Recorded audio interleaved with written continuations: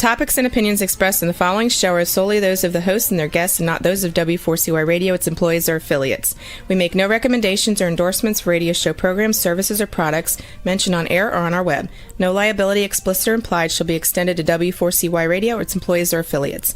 Any questions or comments should be directed to those show hosts. Thank you for choosing W4CY Radio. Welcome to the Ask the Expert Show on W4CY Radio and Talk4 TV, where we bring you educational information from experts on such topics as legal, health, financial, and home improvement. Now sit back and listen to our experts in community association law, estate planning law, tax relief, Medicare, public insurance adjusters, neuropathy treatment, business brokers, and personal injury law, along with many other topics. Now here's your host for the last 17 years, Steve O. In Arizona, welcome to another Ask the Expert show, where we actually bring you the top experts in the field of legal, health, financial, and home improvement. Several years ago, when we started doing this show, our show is on neuropathy today, and I did not realize that there are so many people suffering from neuropathy. And also, I didn't understand there was a lot of people who were told by their doctor that there's not much they can do for them. We found Dr. Patrick Zars. He has a clinic in the Arizona area. It's called Neuropathy Treatment Center of Arizona. And I have learned so much from him. And I guess by the amount of questions that we've had coming in already for his show, this is just a very popular show. Good afternoon, Dr. Zars. Good afternoon, Steve. I got to tell you, there are not very many specialists when it comes to neuropathy in the whole country that understand neuropathy the way you do. Well, I've been dealing with it for 18 years that I've been treating patients, and watched my mom go through it for 32, 33 years. So got some firsthand knowledge on how bad it could actually be. Well, that's actually why you got into it, was because of your mom, right? It was that my mom had, when my dad passed away, my brother and I discovered that my parents had spent basically a small fortune on a lot of things that didn't give her really any help, and realized basically that if we could find something that actually could help people, it would help, not only help them, but save them a vast amount of money, because truly my parents spent thousands and thousands and tens of thousands of dollars over a 20-year period of time before I got out of school. I've got a guy who loves watching your show. He's going into chiropractic care, and he wanted to know how come there aren't more schools that teach neuropathy in the chiropractic area. Basically, what you're going to find is that just going through chiropractic college in itself, when you get into it, you'll be busy enough. These are some things that you'll learn after you get out, going to various different seminars from that point forward. But like with my chiropractic college, so when I went on 40 years ago, it was 4 years. They've actually extended that out now so that it's a little bit more than 4 years now. I will guarantee you that you really won't have a whole heck of a lot of time. Otherwise, the classes when I was going started at 7:30 in the morning. You went pretty much straight through until 4 each day, and then you had to figure out how you could learn what you were just told that day. So you've got enough to think about. It'll be there when you get out. I got you. Well, I got to tell you, this first of all, because I'm looking at TikTok, and we've already got 1,000 people watching just on TikTok. We don't get the YouTube numbers until the next couple of days. But for all these new people, tell them about your practice, Patrick.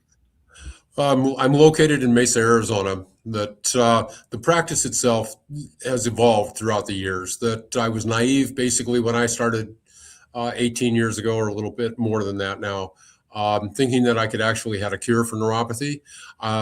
Straightforward, there is no cure for neuropathy. That does not mean that there is not help. We can actually reverse the neuropathy, but neuropathy is a secondary disease. There is always an underlying cause, and we're not necessarily dealing with the cause. And so, because of that, we need to continue to keep treating the neuropathy. It is done basically without doing any medications, surgeries, or injections. And it is one that we actually have evolved to a point where it is now done at home.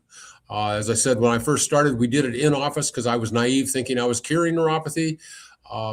Found out by doing a survey of past patients that we only had a treatment for it, and that's all that is still out there. No one has a cure for neuropathy. I know that you can say you'll find things on the internet that they have a cure for neuropathy. They don't. At best, there are treatments that will work, but it is something that you will have to continue to keep doing for the rest of your life, the way things are set up at this time. But of course, with AI and all the things that we're learning at this, there may be some tremendous advancements here in the not too distant future. But as it stands right now, we would actually have to cure the cause with over 100 identified causes, and people, basically 35 to 40% of people having idiopathic neuropathy, where we know you got it, we don't know the cause. All we can do is treat the neuropathy. Hey, Dr. SARS, I want to compliment you on some. I get letters and I feel the same way.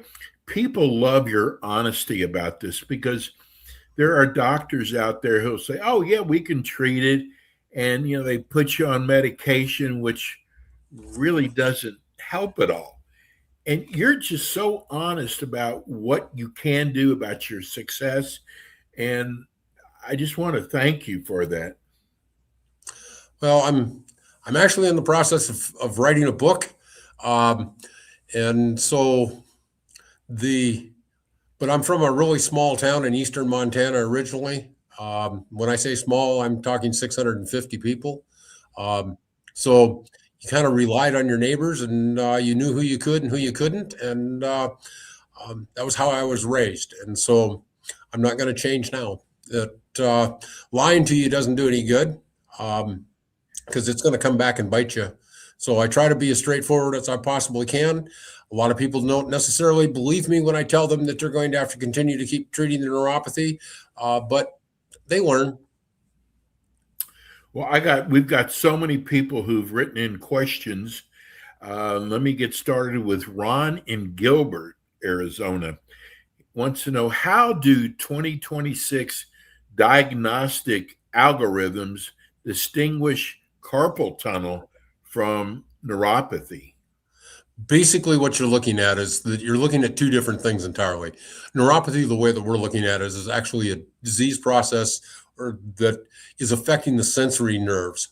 Carpal tunnel, what we're looking at is that we're actually looking at compression of the medial, radial, and ulnar nerve as it's going through the wrist by the carpals, which basically there are 8 carpals in the wrist that basically 4 rows of bone, or 2 rows of bones, 4 each, that puts abnormal pressure on that. In the diagnostic is actually done basically by looking at whether or not the signals of the nerves going through are causing a decrease in some of the sensation or the electrical impulse. And that's basically what we're looking at. An EMG will determine whether or not it's carpal tunnel. An EMG it's not as reliable to determine whether or not that it's neuropathy. That when we're dealing with actual true peripheral neuropathy, where the sensory nerves are involved at the skin level, an EMG is about 60% reliable. For carpal tunnel, that reliability is up in the high 90 percentile. This is from Larry. This is from TikTok.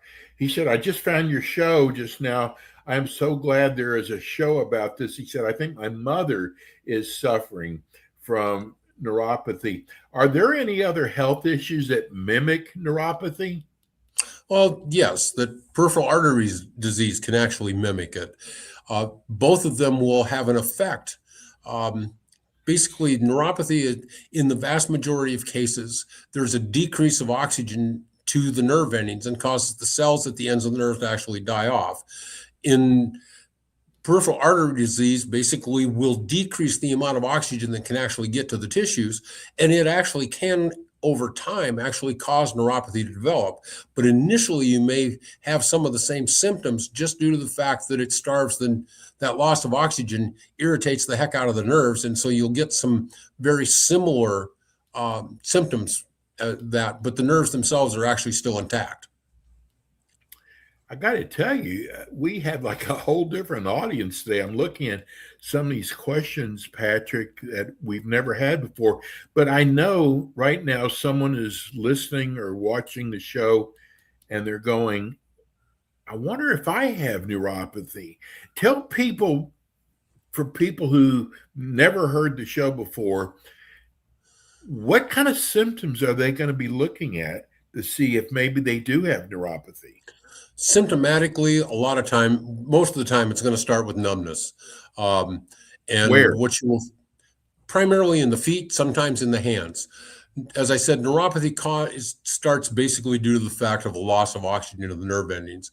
That compromise in the oxygen can be of a number of different factors, but generally it will start farthest away from the heart and the lungs due to the fact that if there is a compromise in the amount of oxygen, we'll utilize it in our more vital areas, so that more in our torso, so that it keeps us alive. Symptomatically, you'll start to develop some numbness, maybe some burning, start some sharp shooting pains occasionally. One of the easiest things that you can do to see whether or not you're actually developing it, because it does affect the sensory nerves, is taking a knife from a flatware set with a metal handle. If you touch that to your forehead, it'll feel too cool to the touch at room temperature. Do the same thing and put it on the top of your toe. If everything is normal as far as the nerve endings go, you'll feel that cool to the same intensity on that big toe as you did on your forehead.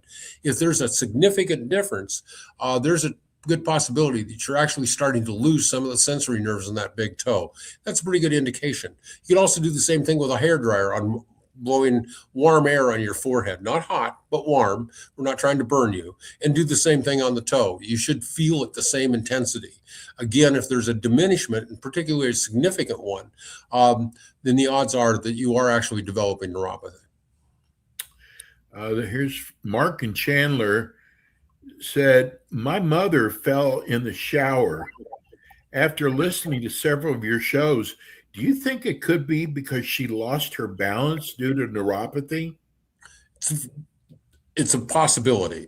The thing is with neuropathy, because it does affect the sensory nerves, those nerves at the sole of the foot will actually recede deeper into the tissue. And so you're not necessarily getting the feedback back on where your feet are at in relation to your body.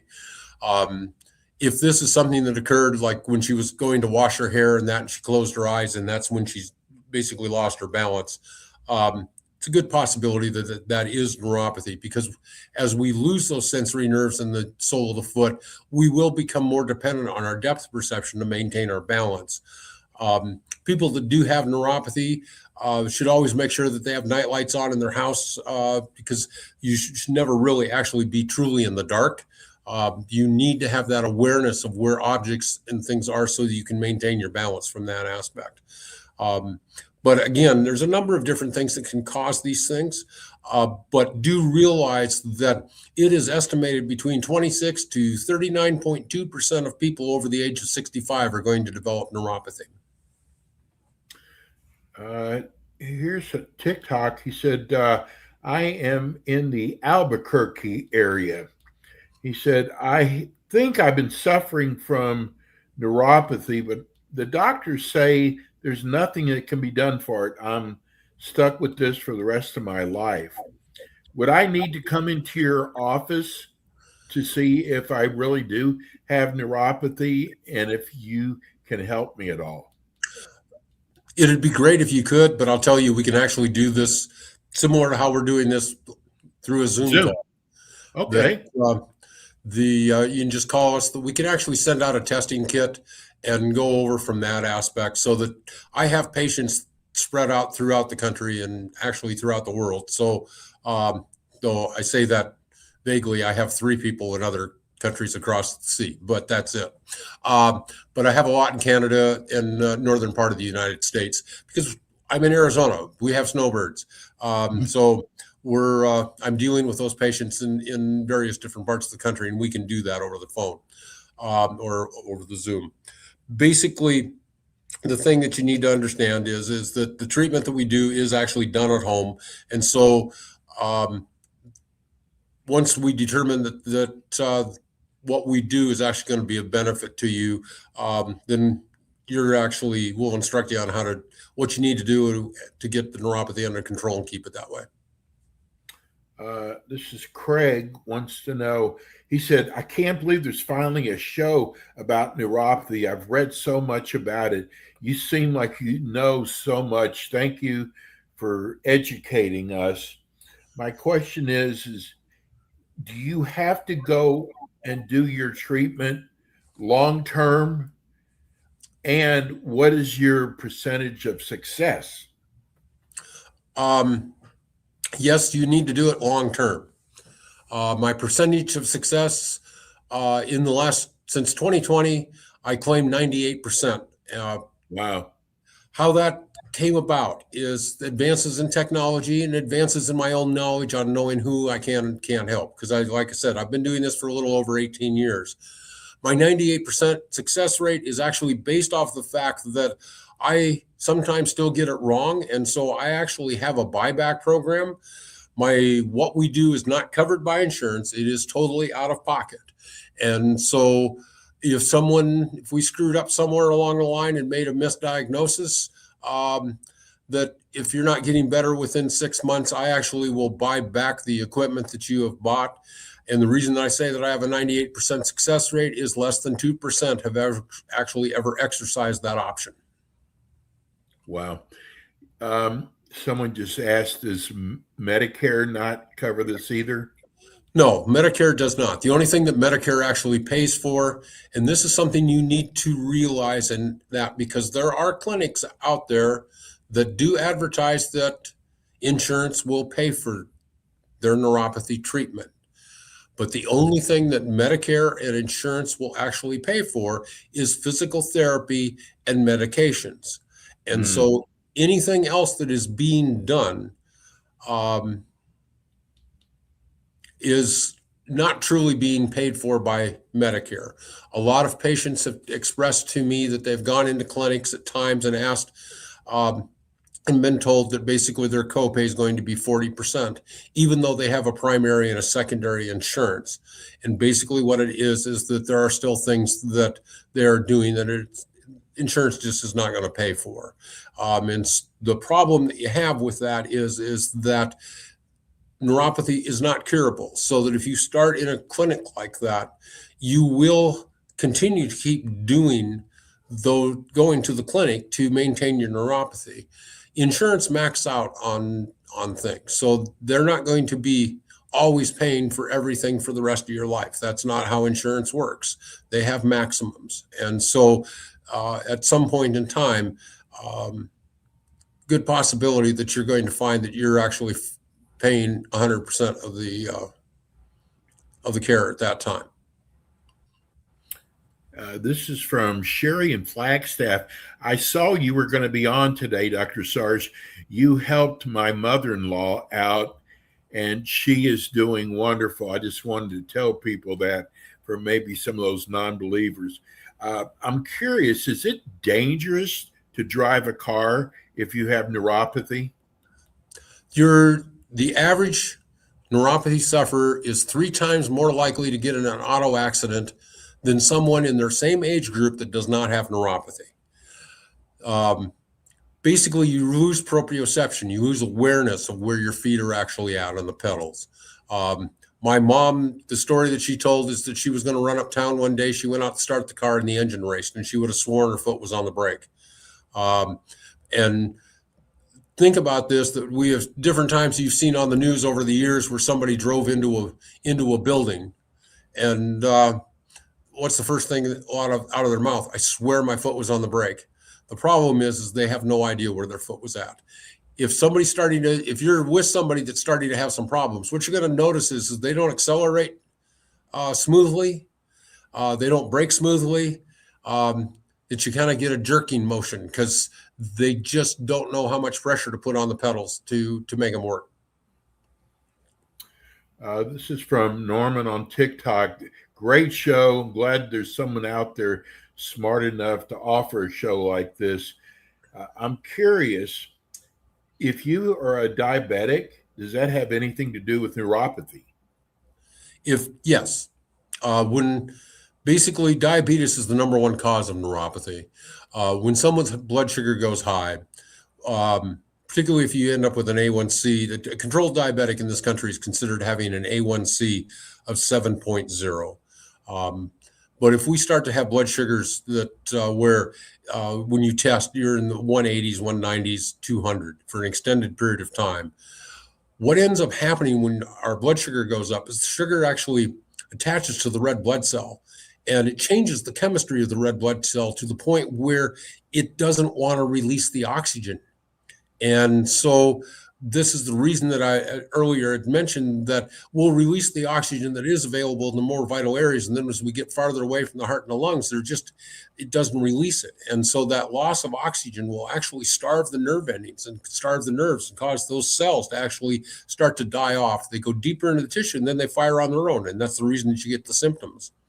And so, yes, diabetes is the number one cause. They estimate that 60% of diabetics are going to develop neuropathy. And the thing is that what you're basically told is get your blood sugar under control. But if you already have neuropathy, that's not going to change what you're already experiencing. But the treatments that we do have will. And particularly if you've gotten your blood sugar under control, we have a very high, that our success rate would be 100% at that time. Okay. We're here with Dr. Patrick Sars. We're talking about neuropathy, and Dr. Sars has been treating people for over the last, I was talking about, we're getting questions that I've never seen before. This is one of them. This is bad. She wants to know, how does autonomic neuropathy cause bloating and gut mobility problems? Okay. Autonomic neuropathy. With it too. Yeah, I'm sorry. Tongue's not working, apparently getting stuck to the roof of my mouth. But basically what we're dealing with there is a little separate thing of dealing with neuropathy. It isn't, and that one at this particular time, there really isn't much that unfortunately can be done. What ends up happening is that the autonomic nervous system is made up of the parasympathetic and the sympathetic. And basically what we're dealing with is that all the things that occur without us thinking about it. Breathing, our heart beating, the things that keep us alive where we don't actually have to concentrate on it. And what can end up happening is that the nervous system, the parasympathetic and the sympathetic nervous system actually get compromised to some degree and start working irregularly. Unfortunately, to be quite honest with you, I do not have a treatment for that. And I don't know if anyone does other than possible medications from that aspect. I was saying, we've never had a question like that before. Dr. Sars, your show goes by so fast. Tell people how they can reach you. Well, my phone number's been at the bottom. That my phone number is 480-556-1358. Website that you go to is azneuropathycenter.com. And we do answer the phone from 7 o'clock in the morning till 8 o'clock at night, 7 days a week. Outside of office hours, if you call, you will get me. My patients treat themselves at home. And so sometimes they have questions, and I want to make sure that they continue the treatment. And the best way to do that is make sure I'm available for them to get the answer to the question. So if you call my office number, we will answer the phone. And like I said, outside of office hours, that someone's going to be me. Dr. SARS, you're amazing. We're so lucky to have you. Dr. SARS is with us every month. Plus, we replay his show. So we actually run his show twice a month. Dr. SARS, thank you so much. We will see you next month. All right, Steve. Take care. Be safe. Dr. Patrick SARS. Folks, I'm telling you, if you or a family member might be going through neuropathy, hey, with Dr. SARS, at least you've got a chance. We're going to go to a break. We'll be right back. Thanks for tuning in today to the Ask the Expert show on W4CY Radio and Talk4 TV. Tune in next week and every week to hear more from our experts on personal injury, insurance, air condition repairs, estate planning, Medicare, and many other topics in the areas of legal, health, financial, and home improvement. See you next week.